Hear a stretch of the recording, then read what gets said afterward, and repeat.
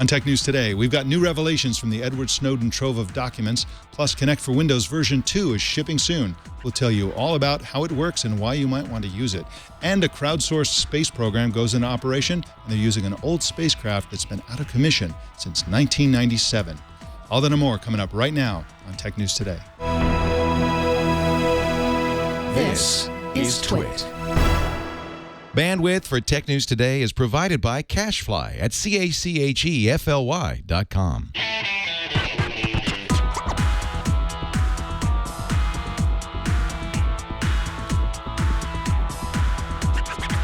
This is Tech News Today for Monday, July 7th, 2014. Tech News Today is the show where we talk about the tech news with the journalists who report it. Welcome to Tech News Today. I'm Mike Elgan. Jason is off this week. Anthony Nielsen is filling in for Jason. And our co-anchor today and every Monday from now on is Lindsey Turrentine, who is the editor-in-chief at CNET Reviews. Welcome at long last, Lindsey Turrentine. So I am pretty excited. You are our Monday person. Now everybody's I'm your Monday person now, and I'm fresh back from Italy, so I'm so relaxed and ready to go. That's fantastic. I took a recent online thing where they ask you a bunch of questions about what you like, what you don't like, and then it tells you what country you're supposed to live in, and they told me Italy. So, you know, I loved it. It felt a lot like home, which is kind of nice. It was like home, but with slightly more difficult driving and a little more rain. And better Italian food. Much better Italian food. Although then I spent a few days in Switzerland where the driving was amazing. Really? Yeah. So, That's fantastic. Where were you in Italy, may I ask? We were in Tuscany and Rome and a little bit in Florence. Very nice. Beautiful. It was beautiful. Well, welcome back to reality.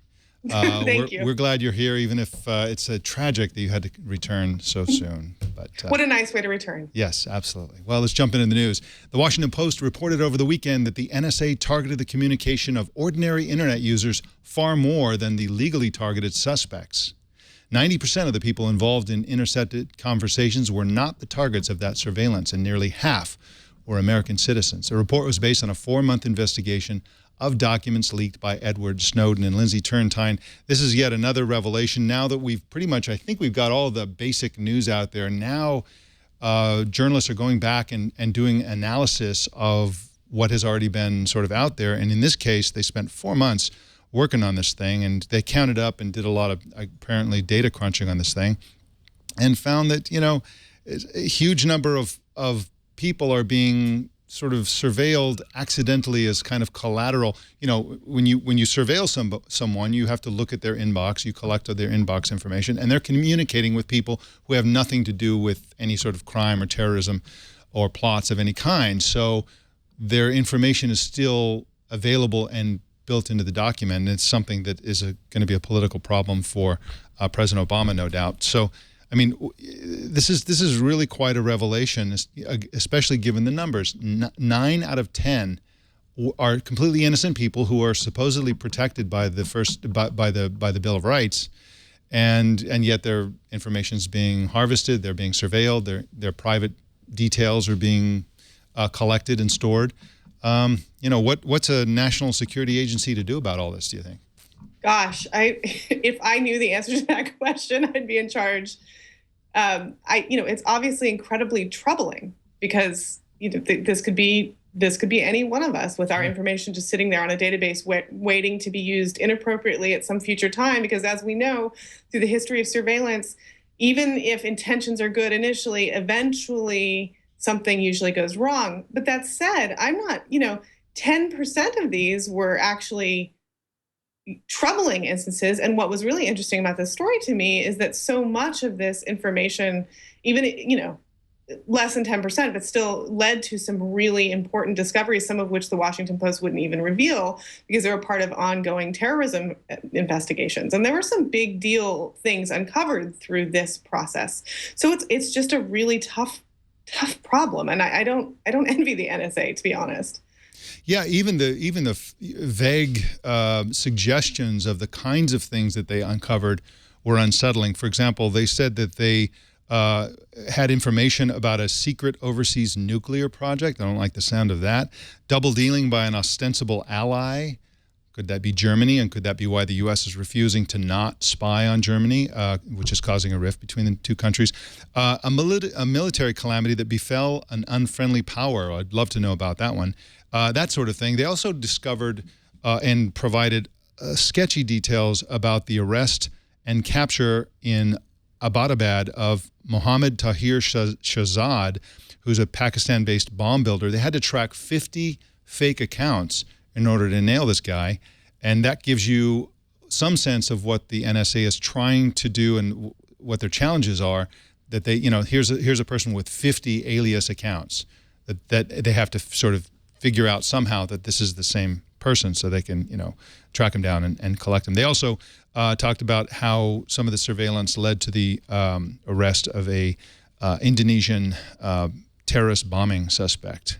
So that's interesting information, and again, this is likely to be, and it should be, a political issue for President Obama. There's got to be some way to go after the bad guys and expunge as soon as humanly possible the private details of people who are not suspected of any crimes at all, or figure out how to surveil suspects without surveilling everyone that they interact with. So that's a really interesting story. Well, in more techie geeky news, Lindsey, we've got a new goodies bit of kit coming for Windows users. Can you tell us about that? That's right.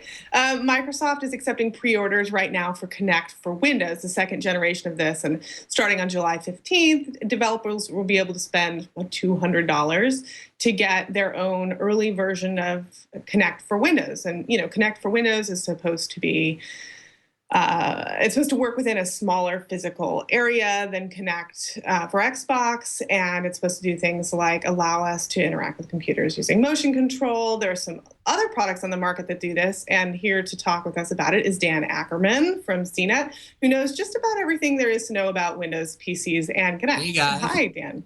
Hey, Dan. Good to see you guys. So yeah, this is the second version of Kinect.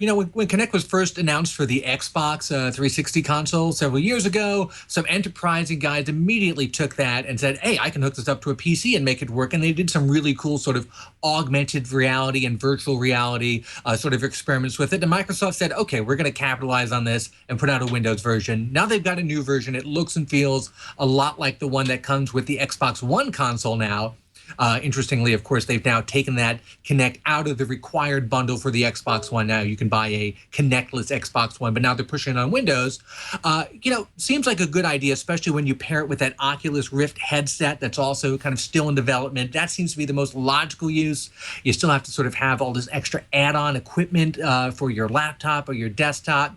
I saw a couple years ago at E3 people building Kinect into laptops as kind of an experiment, and none of those models ever came out, but it was built right into the base of the laptop. It remains to be seen whether or not consumers are going to go out and buy an actual unit that'll sit on top of their machines. Now, I remember the rumors when this thing was in early development that it was going to be so accurate it could read lips, like HAL 9000 or something like that. Is it really super high definition recognition? I'm not sure we're at the lip reading stage yet, but if you've used the new Kinect with the Xbox One versus the old Kinect on the Xbox 360, that's the closest approximation of the abilities here. It is a lot more accurate in terms of body tracking and joint tracking. You can actually see, let's say, individual fingers rather than just your hand with a giant glob, which was the old Kinect. And I think voice recognition is going to continue to be super, super important for these things. But then again, people have tried to build motion control into computers for years. I actually looked back right before I came on here and found a 2008 laptop review I wrote for when Toshiba was trying to build motion controls into laptops using the webcam that was built into them. Terrible idea, didn't work at all. So what do you think? What do you think the promises of this is? What are we going to potentially get out of this? And why is Microsoft charging $100 more than it costs to bundle this exact technology into an Xbox? Sure, because you're getting a developer's, version of it. This is not the final consumer version of the hardware, and you have to separately get the Kinect SDK in order to even program stuff for it. I think what they want to do is put these units out there and see what enterprising programmers and startup guys come up with, particularly when you combine it with some of the augmented reality goggle stuff that's happening right now, whether it's the Sony version or whether it's the Oculus version or some other competitors out there. I think this will be something where Microsoft kind of sets up the hardware, and then leaves it up to the same people who hacked the original console Kinect to work on PCs to find cool stuff to do with it. Obviously, games are really big, but I think even real estate is an untapped, huge field for augmented reality of all kinds, the visual kind and this motion kind. Now, my own view is that one of the problems with in-the-air gesture technology, including this and others, Leap Motion, for example, is that in-the-air gestures to control things is not a natural human interface, if you want to call it an interface.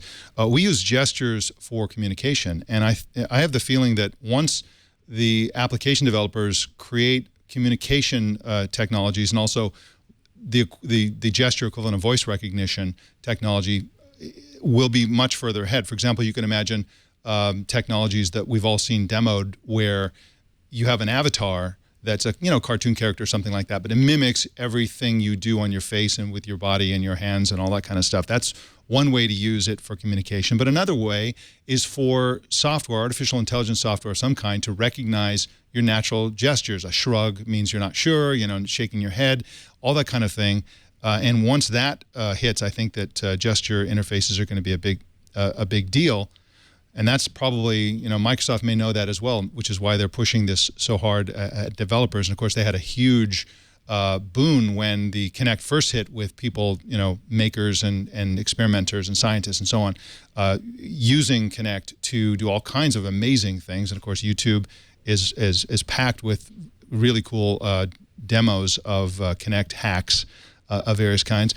Now, Dan Ackerman, do you think that this is going to be more popular than previous versions? I mean, already Microsoft, for example, is starting to offer a version of Kinect, of Xbox without Kinect, and they're doing that mainly for the price. But do you see this just taking off at any time in the near future? I think you have to look at it from 2 points of view. One, there's the developer point of view, where is this a cool tool to try to develop stuff from, and maybe I can later port that to using the webcam that's built into every laptop and every tablet that's out there. That's one level, and I think what you were pointing at was exactly right. When it can actually kind of look at your facial expression and see whether you like the video you're watching, or you don't like something, or you're interested or not paying attention, and kind of divine some sort of user input from that. That's really interesting stuff. I think on the consumer level, I don't think anybody on the consumer level really bought the Kinect for Windows original version and hooked it up to their PCs unless they were a real enthusiast hobbyist who really wanted to do stuff with this. I don't see consumers also running out and buying Kinect version 2 when it's available in a consumer form, which it's not even yet, and hooking it up to their computers. But I do think that you'll see people continue to try to build motion control and gesture control and body recognition stuff into existing machines, whether it's using the built-in webcams or some new sensors maybe you can build in, right into the keyboard tray. That said, all the examples of this we've seen to date have not been commercially successful. It may end up just being a hardcore hobbyist thing that regular Joe on the street just doesn't care about. They just want to go on Facebook. Oh, well, that's very interesting. And Dan Ackerman is available at cnet.com, and you can find him on Twitter under the name Dan Ackerman. Thanks, Dan, for coming on Tech News Today. Thank you, guys. Thanks, Dan. Well, a 36-year-old spacecraft was fired up again last week after being abandoned in space by NASA in 1997. The resurrection of the International Sun-Earth Explorer 3 probe was initiated by a private team after a crowdfunding effort to raise money for the project. Elizabeth Howell writes about space, and she wrote about this story for Scientific American and joins us on the phone. Hey, Elizabeth. Thank you for having me. Glad you're here. Now, how do you bring a spacecraft back to life? How did they do it? Well, what they had to do first was to figure out how to communicate with it, because after all, it had been about, 20 years since they last talked to this thing. And if you can imagine even just trying to communicate with your computer, your desktop computer from 1997, imagine trying to talk to a spacecraft that was built in 1978, and they haven't even talked to us for 20 years. And so it was a long process, basically, of going back, trying to look at the original drawings, tracking down NASA engineers who used to work on the project, and then, of course, getting permission from NASA to go and communicate with it. And then once you get all that lined up, then you need to go find the telescope time and the radar and everything that you need to get in touch with it. And it worked. That's the most amazing thing about it. After all this work and all the crowdfunding they did, it worked. So, Elizabeth, what was the original mission of this spacecraft, and why had it been abandoned for so long?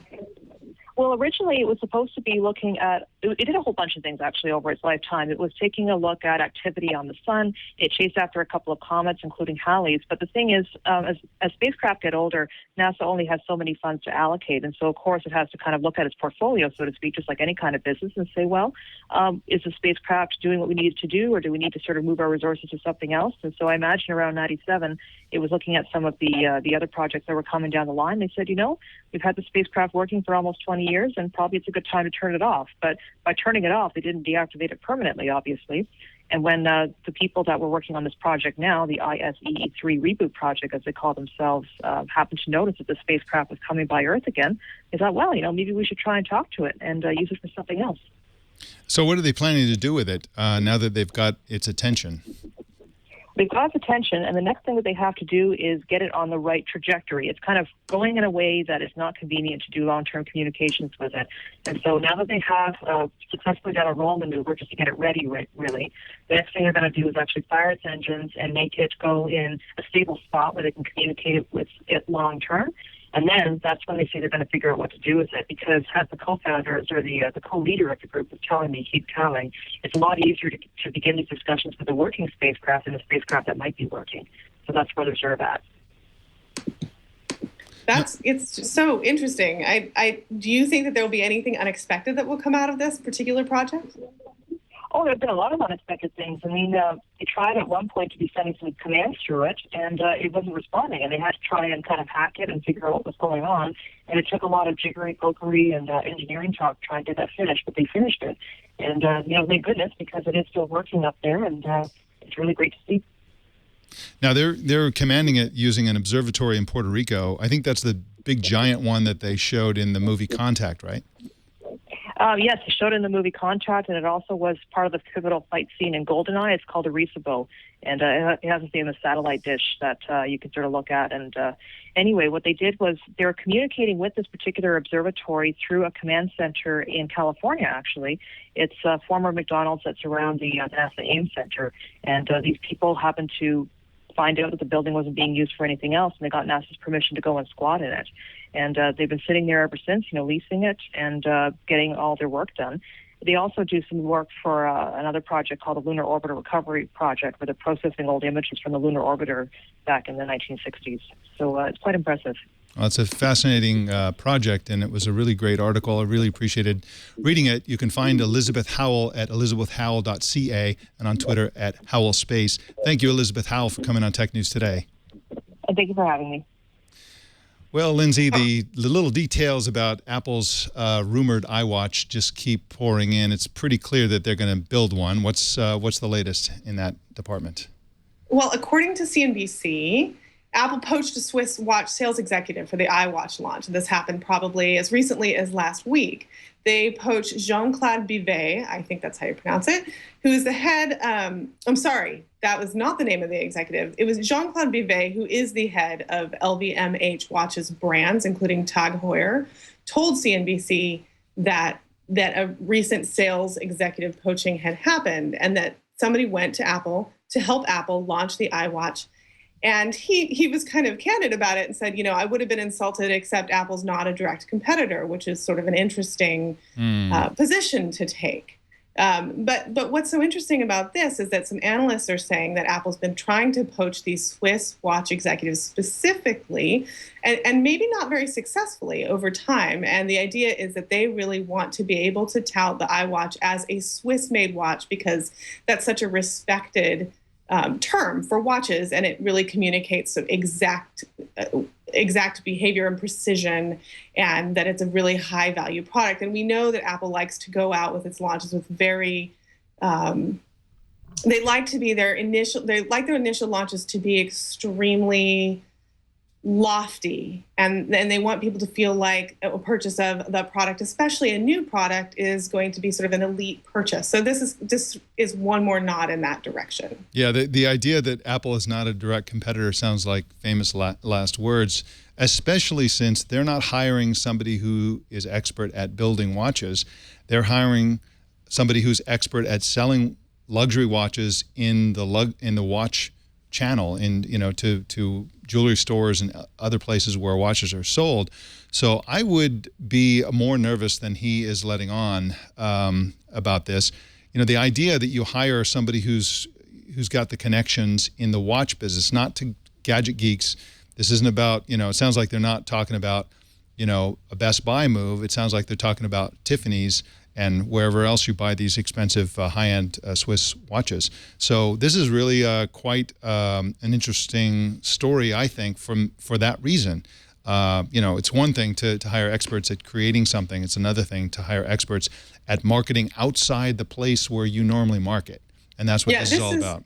And this is pretty classic Apple. It was interesting that a luxury goods analyst named Mario Ortelli told CNBC that that most of the Swiss watch manufacturers have been trying to distance themselves from this project a little bit because they are worried. And his explanation was that the Swiss makers sort of feel like an Apple Watch is made in Cupertino/China, and that's not going to carry the same luxury weight as a Swiss watchmaker. But I think you're right to suggest that maybe there's more going on than that, and they really should be a little bit nervous because if Apple knows how to do anything, it's to make a launch product seem like a luxury.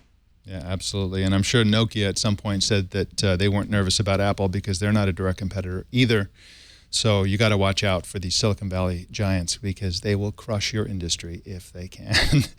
Well, make sure your phone is charged before flying. New Transportation Security Administration rules announced yesterday required that mobile phones be turned on during security checks. That's right. They're going to force you to turn it on to prove that it can boot. And if it can't boot, they won't be allowed on some inbound flights to the United States.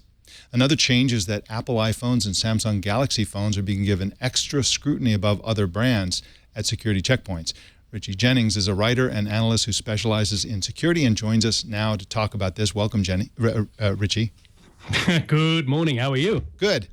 So hey, why Lindsey. Good to meet you. Hello. Why the new rules? Why are they suddenly forcing people to turn on their phones in some cases? So, right, stand by for some acronyms or initialisms. I'm ready. ACDs, artfully concealed devices, we are told. And the other buzzword that we have to know about is AQAP, which is Al-Qaeda in the Arabian Peninsula, also known as Al-Qaeda's franchise in Yemen. Sounds like a BFD. Well, it could be. The intelligence chatter, we're told, is saying that they're expecting AQAD to come up with bombs disguised as phones or disguised as other smarty devices. So they started off by telling us a few days ago, and, you know, in case you can't guess from the strange way I talk, I'm the other side of the Atlantic, right? So this story is all about people traveling into the United States. And they're telling us, you know, if you're going to be flying to the US anytime soon, well, be prepared for something to happen at security. We're not really going to tell you what it is because, hey, that might help the terrorists. Shoot me. But as days go on, more information dribbles out because, you know, you're hardly going to keep this sort of stuff secret, seeing as people are experiencing this every day as they fly into the United States. So they are paying more attention to people's devices like phones and tablets. They are asking you to turn them on to prove that they really are phones and tablets and not things that look like phones and tablets that are actually bombs. There's also increased scrutiny of those devices using what some people call swabbing and sniffing tests. So for some time now, certainly at UK airports, and I'm pretty sure I've seen these at other airports as well, there's been a little machine that they've used from time to time to swab down something that they think is interesting. And they put the swab into a machine which sniffs it for chemical residues that might indicate that either you or this device has been in contact with bomb stuff, chemicals that might explode. These guys in the Yemen, they're supposedly the people behind do you remember the printer bombs that were discovered a few years ago? One was in the UK, one was in Dubai, and then there was another device in Yemen a year or two after that.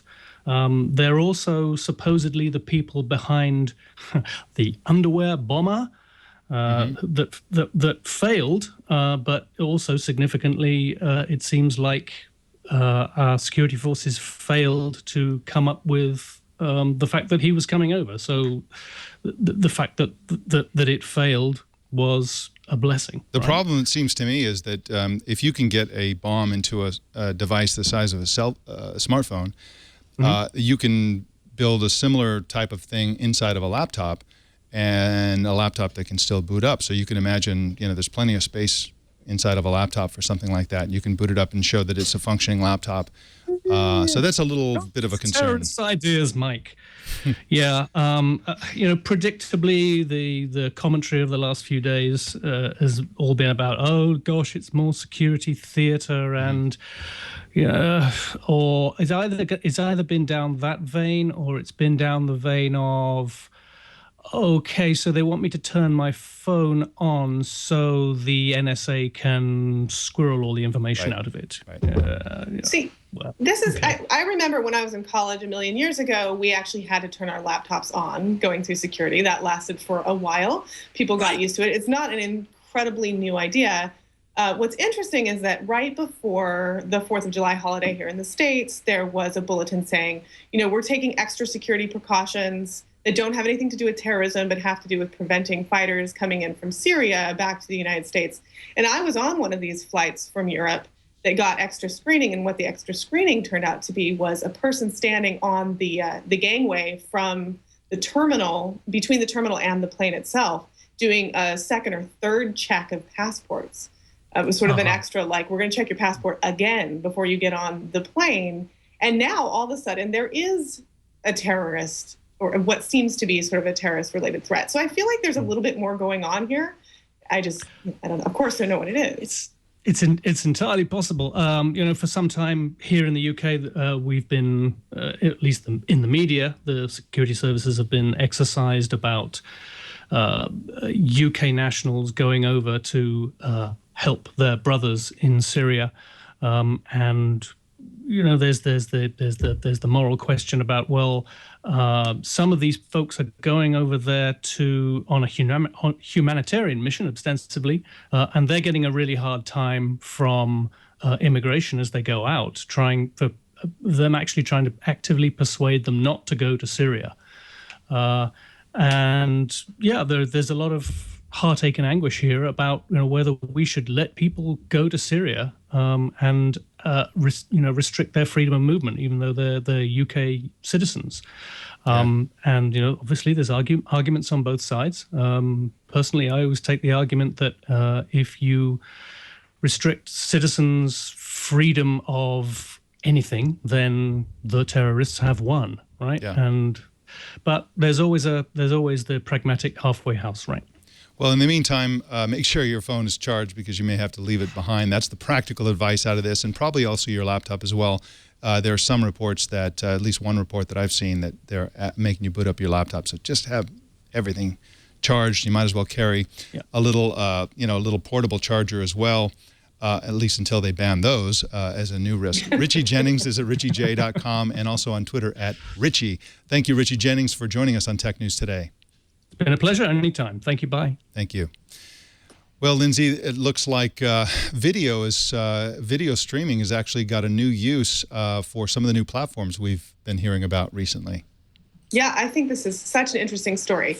From GigaOM, Google is using video in Android to create interfaces for different devices, including Android Audio. So rather than you using an app that's installed in your dashboard, Google is actually using video to essentially stream some activity that's happening on your Android cell phone, which is plugged into your car in some way. And according to the article, this is sort of a growing trend, and that visualizing interfaces by using a secondary device on the same network is a really easy way to create a stream in sort of the right format for a different type of experience from your handheld device. And so here to talk about this, we have Janko Roettgers, who is a senior writer from GigaOM, and he wrote about this approach for the site.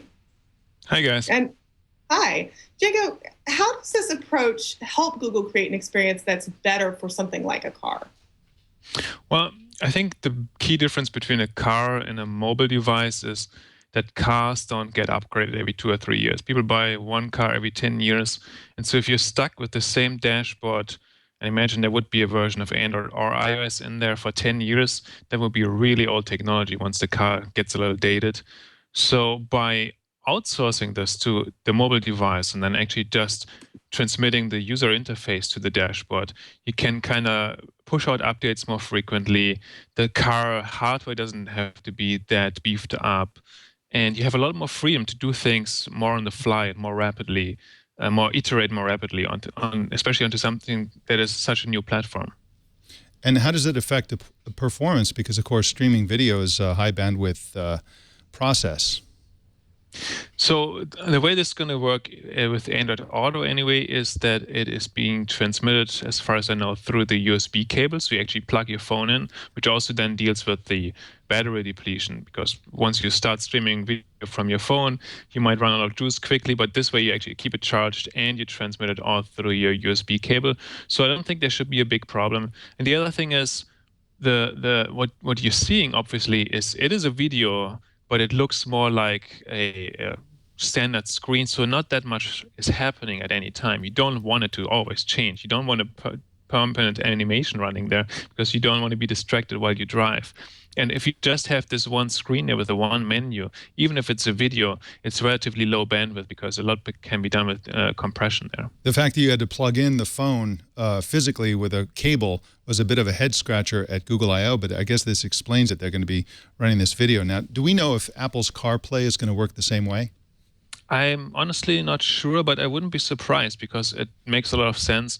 And as I wrote in my article, Google hasn't been the first one to do this. And a lot of the technology previously actually was based on not even rendering it on a device that is next to whatever you're using or within the same network, but rendering these video streams in the cloud. And one of the pioneers there was OnLive, the cloud gaming service that some people may remember. It's still around, actually, but it was more in the headlines maybe 2-3 years ago because it was very new at that point. And so they kind of pioneered this idea, and since then it has gone to a whole bunch of platforms.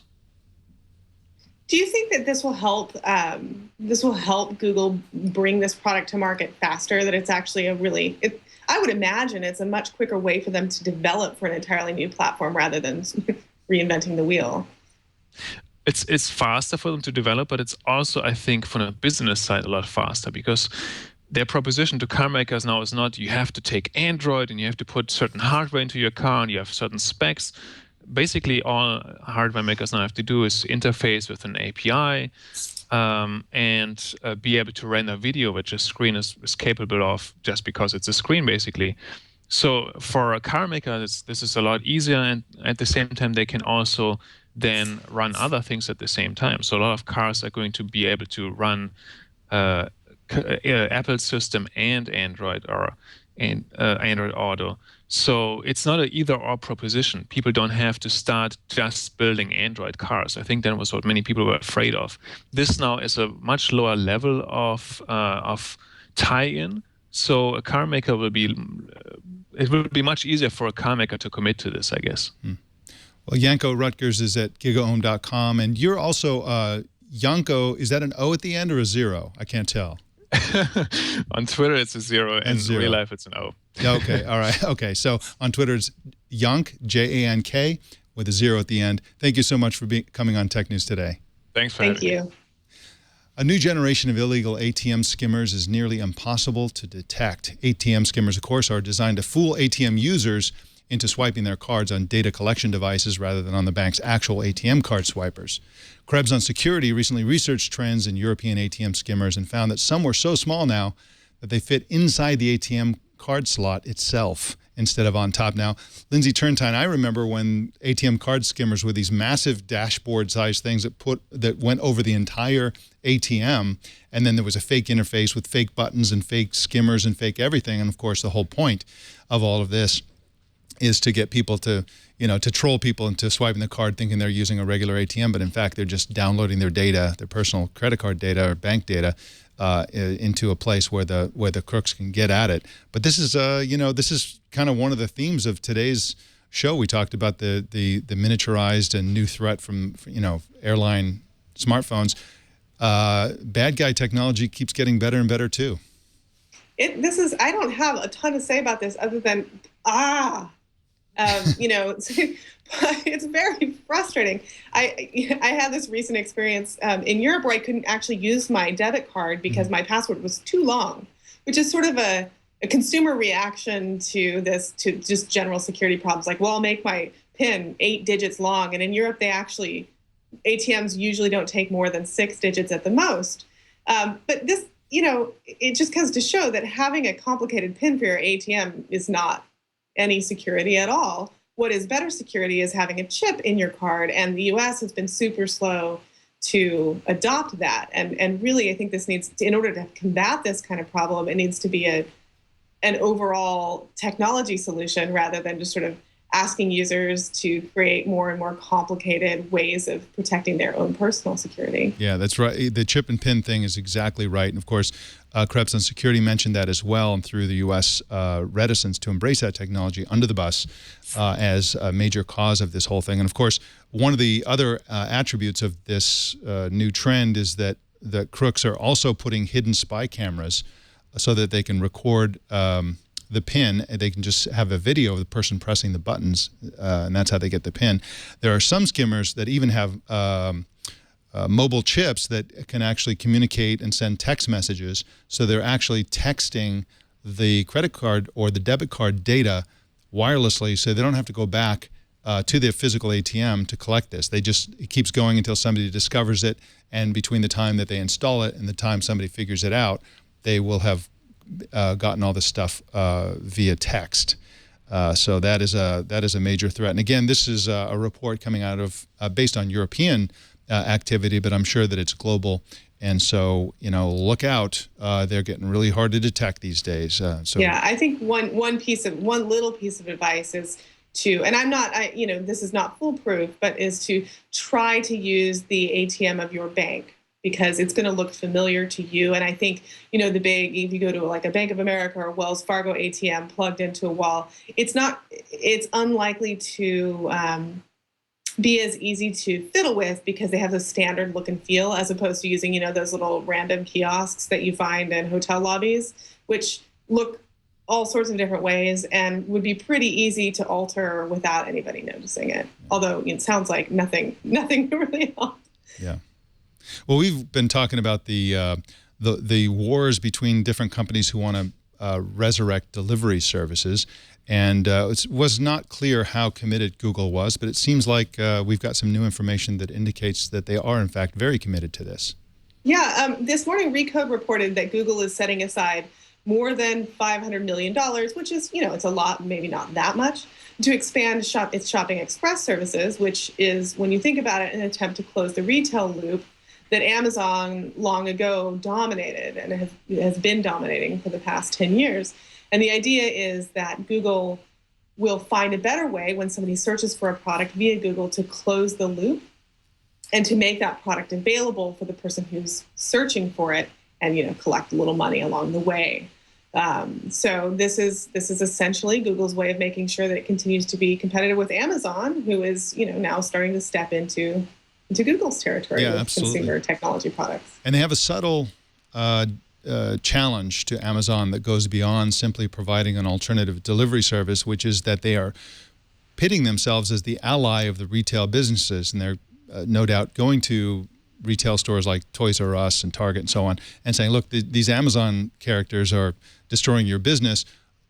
Be our allies, we'll deliver it for you, so people will get the same convenience they get from Amazon, but it'll come from you and your stores. And so unlike Amazon, which has these massive high-tech factories with robots flying around grabbing packages and shipping at scale, Google's they have distribution centers, but basically most of the stuff that Amazon does is being done by the retailer, and Google simply collecting it for a couple of hours, getting it on the truck and pushing it out there.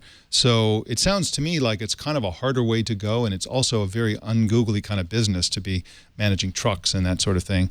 Yeah, I mean, I find there's sort of an interesting conundrum, and I think in the end, I would be surprised if this lasts. I mean, I could be eating my words later, but Google is having to create small warehouses, and then it has these deliveries from these other large retailers, houses those products in these warehouses, and then has its own dispatched contract cars go out and make these short-term deliveries. But we've seen Google try things with other retailers before. Wallet hasn't been super successful, and that's relied on having third-party partners. Then I don't know if you remember Google's coupon project that was sort of a Groupon style, working with very small retailers, and that has gone nowhere. Yeah. And Google, Google, because it tends to do things on such massive scale, doesn't have a really great track record with individual customer service on the level of a single person. And when you add in sort of physical delivery, there are some real challenges that could come up. I mean, somebody could have a flat tire. How does Google deal with that? And I also think it raises the question of what happens to the small business. I mean, there are a lot of small businesses that are very angry at Amazon, but there are also a lot of small businesses that exist completely because of Amazon. And Amazon has this huge infrastructure built to support small businesses that do their business through Amazon. Google Shopping Express so far does not. So this leaves out small retailers, even in large urban areas that Google's working in. So I think there's some interesting challenges there as well. Yeah, absolutely. Google has a long way to go before they can get anywhere near Amazon in terms of convenience and the reliability of delivery and all the rest. It's going to be an uphill battle for them, and we'll see where they take it. Well, Lindsey Turrentine, that is the tech news today. Thank you so much. They're talking about you in the chat room. They're saying how awesome you are. And somebody's asking if you're going to be on every Monday. They missed the part at the beginning of the show, which in fact you are going to be here every single Monday. Every single Monday, and next Monday I promise I'll have better camera equipment. Sure, why not?